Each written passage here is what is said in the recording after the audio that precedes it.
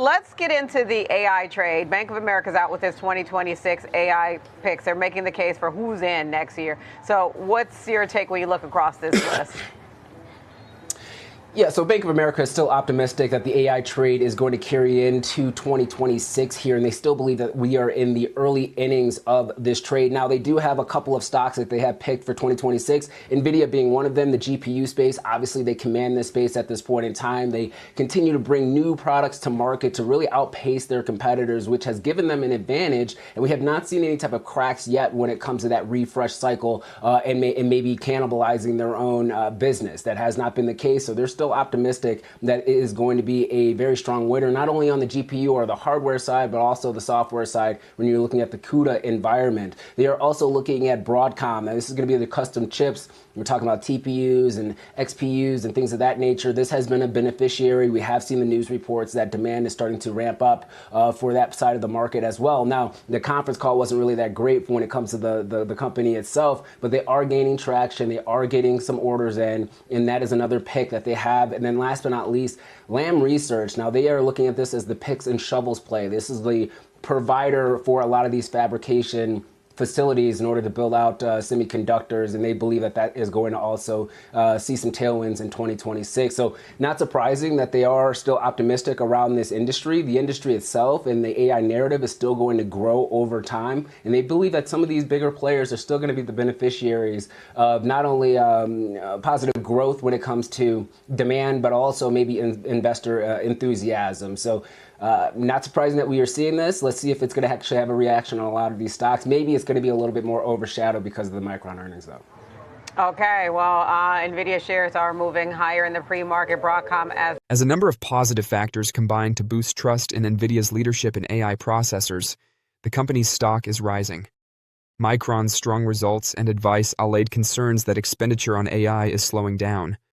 Furthermore, Nvidia's cash-rich balance sheet and aggressive share buyback indicate management's belief that demand will continue to be high. As 2025 draws to a close, analysts point to year-end technical support and the overall longevity of AI infrastructure investments, positioning Nvidia as one of the few mega-cap growth companies still exhibiting momentum. Nvidia's stock is surging today for three reasons. 1. Memory providers attest to the continued strength of AI capital expenditures. The most direct market catalyst for Nvidia's surge was Micron's impressive quarterly earnings. Micron exceeded Wall Street forecasts by reporting fiscal Q1 GAAP earnings of about $4.60 per share on revenue of $13.64 billion on Wednesday. The company projected $18.7 billion in revenue and around 67% gross margins for fiscal Q2. The corporation sold out their enhanced high-bandwidth memory, HBM, capacity throughout 2026 at significantly higher prices, indicating that the supply shortage is still severe. In the upcoming quarter, gross margins are predicted to reach 67 to 69%, far higher than the street expectation of 55.7%. This indicates that supply limitations and AI capital expenditures are still on the rise. 2. The $60 billion buyback of Nvidia. A second pillar of support is provided by Nvidia's capital allocation policy. A record $60 billion share repurchase program with no expiration date was approved by the company's board in August. Nvidia has already distributed $24.3 billion in dividends and buybacks to shareholders in the first half of fiscal 2026, with a sizable amount of firepower still authorized. Together with more than $23 billion in quarterly free cash flow, this capital discipline shows confidence in both present valuations and future cash generation. 3. Year-end momentum and technical flows. Mega-cap tech is favored by year-end trading patterns. Strong inflows into large-cap growth stocks and possible short covering prior to portfolio rebalancing have historically occurred in December. Technical traders see renewed value and position for rallies toward $220–230 by the quarter end, with Nvidia stock down about 13% from its November highs. After Micron demonstrated that AI spending was unchanged, sentiment drastically changed, pulling the semiconductor complex as a whole off previous lows. What experts say: even with Nvidia's exorbitant value, the Wall Street consensus is still overwhelmingly favorable. Although some analysts, such as Ross Seymour of Deutsche Bank, describe the company as fairly valued, the majority of big houses continue to retain buy ratings and price targets that are significantly higher than current levels. The storyline of the street focuses on Nvidia's size, competitive advantage, and the certainty of AI capital expenditure cycles that last for 10 years. It is still widely believed that Nvidia is the key pick-and-shovel player in the AI gold rush, with several avenues for growth if backlog visibility continues through 2026 and gross margins remain stable. The Nemotron 3 series of open models, developed to facilitate transparent, effective, and specialized agentic artificial intelligence (AI) development across industries, was introduced by Nvidia. With 4 times the throughput of the Nemotron 2 Nano, the Nemotron 3 Nano model is a more compute cost-efficient open model for real-world applications, including content summarization, software debugging, and AI assistant duties.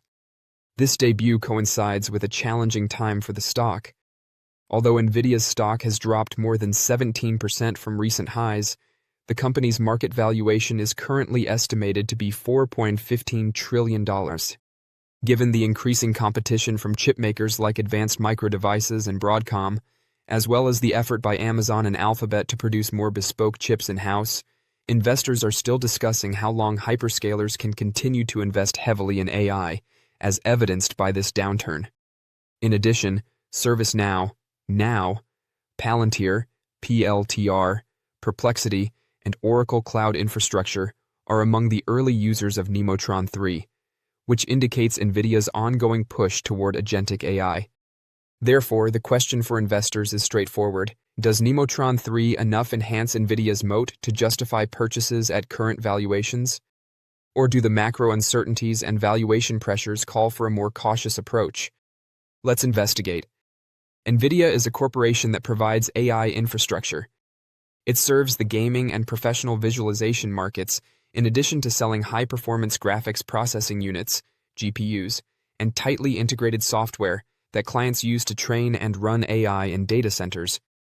Although sentiment has cooled, the stock has increased by around 40% over the last 52 weeks, indicating that the overall trend is still good.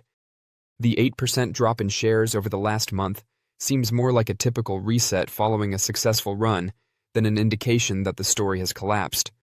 Investors are willing to pay a premium, according on the value. The market is pricing in faster growth and higher long-term earnings potential than the average company in the group, as evidenced by Nvidia's forward price-to-earnings (PE) ratio of 40x compared to the sector's 24.34x. Income continues to play a little role. The average technological yield of 1.37% is significantly higher than Nvidia's yearly dividend yield of 0.02%. Nvidia's financial results are what substantiate their argument. Nvidia reported record sales of $57 billion for the third quarter, up 22% from the previous quarter and 62% from the previous year. Record data center revenue of $51.2 billion drove that expansion. Both GAAP and non-GAAP earnings per share, EPS, were $1.30, while gross margins remained high at 73.4% GAAP and 73.6% non-GAAP. In order to boost shareholder returns, Nvidia returned $37 billion through dividends and buybacks during the first 9 months of fiscal 2026. The company still had $62.2 billion available for repurchases. The recently extended partnership between Nvidia and Synopsys, SNPS, is a clear step into the engineering and design work that underpins many significant industries. The objective is to assist research and development teams in designing, simulating, and verifying complex intelligent systems more quickly, more affordably, and under more time-to-market pressure by fusing Synopsys' industry-leading data analysis tools with Nvidia's AI and accelerated computing. Additionally, Nvidia provided financial support for this collaboration by investing $2 billion in Synopsys common stock at a price of $414.79 per share, demonstrating its commitment to integrating AI into fundamental engineering processes. Additionally, the goal of Nvidia's partnership with 𝗼𝗺, a full-stack AI company supported by PIF, is to empower sovereign computers and scale real infrastructure. Over the next 3 years, 𝗜𝗺 intends to deploy up to 600,000 NVIDIA GB300 platforms and will train its own 𝗜𝗺 chat models using Nemotron open models. As agentic AI advances from testing to broader regional rollout, the agreement also includes the construction of NVIDIA-powered data centers in Saudi Arabia and the expansion of AI data centers in the United States. In the meanwhile, the goal of NVIDIA's partnership with Upwind is to secure AI workloads in their operating environments. In order to strengthen its own AI-driven security operations and provide specialized protection for NVIDIA GPU-based infrastructure, such as DGX and Blackwell, Upwind is integrating its runtime-first cloud security platform onto NVIDIA's AI compute and inference stack leveraging NVIDIA NEM microservices. What analysts predict for the stock of NVIDIA? About $65 billion in sales is anticipated by the corporation for the fourth quarter of fiscal 2026. Expectations for earnings are also high. A year-over-year growth of 69.41% and 96.10% is suggested by the average EPS projection of $1.444 compared to $0.85 in the previous year and $1.51 compared to $0.77 in the upcoming quarter. These figures contribute to the optimism of a number of large companies. Due to NVIDIA's insight into about $500 billion in data center infrastructure revenue between 2025 and 2026, as businesses continue to develop AI and agentic AI capability, Morgan Stanley analyst Joe Moore recently increased his price target to $250. With a street-high goal of $350, which would indicate a market valuation of almost $8.5 trillion, Loop Capital is even more aggressive. However, not everyone is on board. Due to what he refers to as possible circular financing issues in the AI ecosystem, Seaport research analyst Jay Goldberg has given NVIDIA a sell recommendation. Despite this resistance, 48 analysts have given NVIDIA a consensus rating of strong buy, and the average price target of $252.67 indicates an upside of almost 43.33% from the present price. NVIDIA appears to be a hold with a buy on the dip bias in my perspective, as Nemotron 3 solidifies the company's position in agentic AI as it continues to produce exceptional revenue growth, margins, and shareholder returns. The stock's recent decline indicates that, rather than a breakdown in execution, the market is struggling with valuation and concerns about the expenditure cycle. Even if the ride remains tumultuous, shares are more likely to grind upward than roll over provided guidance stays on course and the next few earnings prints validate the demand curve. A fresh start is probably going to require more positive news or a better understanding of demand in 2026. Lovable, a Swedish vibe coding business, revealed on Thursday that the VC arms of Alphabet and Nvidia had invested in its $330 million Series B at a valuation of $6.6 billion. The data supports a recent report from CNBC that said investors included U.S. venture capital companies Accel and Khosla Ventures, and that Lovable had raised at that valuation, trebling its valuation from its last round in July. The report was published on Tuesday. The round was headed by Menlo Ventures and Capital G, one of Alphabet's venture capital firms. In addition to Accel and Khosla, other participants included Salesforce Ventures, Databricks Ventures, Atlassian Ventures, T Capital, HubSpot Ventures, DST Global, EQT Global, Creandum, Evantic, and actor Gwyneth Paltrow's VC firm Kinship Ventures. With the additional funding, Lovable has raised more than $500 million in 2025. Layla Sturdy, managing partner at Capital G, said in a statement that accompanied the announcement that Lovable had accomplished something uncommon, created a product that both businesses and founders adore. A fundamental change in the way software is developed is indicated by the demand we are seeing from Fortune 500 firms. Using language prompts and AI models from companies like OpenAI and Anthropic, Lovable's platform enables users to create apps and websites without the need for coding expertise. Less than a year after reaching $1 million in ARR for the first time, the business claimed $200 million in ARR in November. Anton Osika and Fabian Hayden founded it in 2023. VCs have recently shown a great deal of interest in vibe coding firms, placing bets on their ability to significantly cut down on the time required to develop software and apps. AnySphere, the company behind the coding tool Cursor, raised $2.3 billion in November at a valuation of $29.3 billion in the United States. Vercel concluded a $300 million round at a $9.3 billion valuation in September, and 𝗜𝗺𝗺𝗏 hit a $3 billion price tag after raising $250 million. Don't forget to share your thoughts and experiences in the comments below.